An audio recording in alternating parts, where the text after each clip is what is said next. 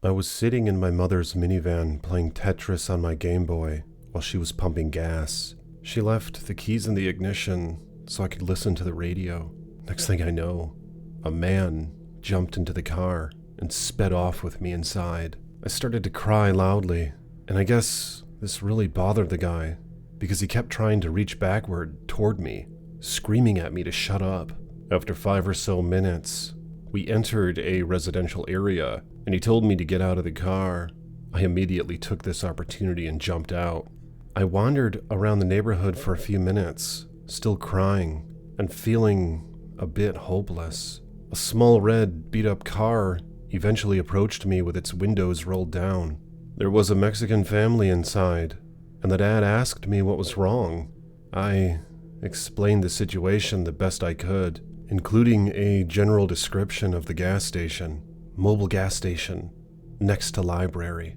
He knew the location of this mobile and drove me there. My mom was nowhere to be seen though, so my 5-year-old mind rationalized that she must be at home. I gave the man directions to my house, only a few minutes from the gas station. When I arrived, I knocked on my front door, but there was no response. The man talked with his wife for a little bit, and then asked me if I'd like to go back to the gas station again. I said yes. On our second trip back to the mobile, I noticed a police officer talking to my mom. I jumped out of the car and ran up to her. We were both crying. Jeez.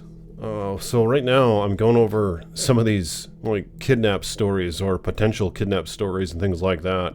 And this stuff is frightening. There's actually a girl I went to high school with who went through a similar situation as this girl, where when she was young, a guy tried to get in the car while it was running. Apparently her dad left her locked in it when he went into a party store to get some goodies. Fortunately, the doors were locked and the guy ended up taking off. But it's just crazy to think what kind of people are out there. But let's check out another one. And I'd appreciate if you guys like this video, hit the thumbs up button, and subscribe to this page. And hit the bell so you're notified next time I post a video. This is my second YouTube channel, Haunting Tales from the Iceman. And I intend to post more true crime and kidnap related stories on here, and things of that nature. Here's another story. It's very short, but interesting. I have never had any kind of incident of this sort, but I've saved a little girl from being kidnapped.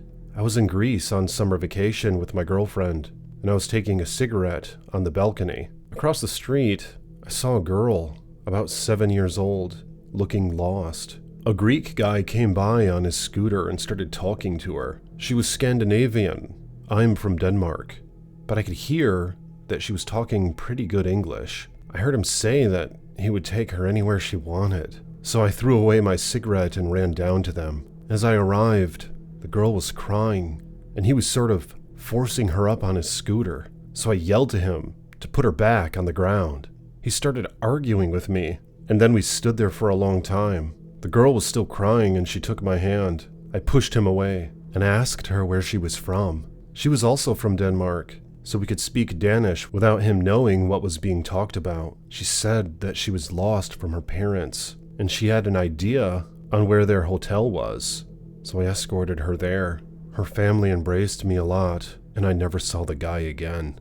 Damn, that's crazy. And it's actually concerning that that guy never got in trouble. I wonder if he ever did anything worse than that even. It's just hideous, man. But this stuff really should be utilized as a warning to be careful out there.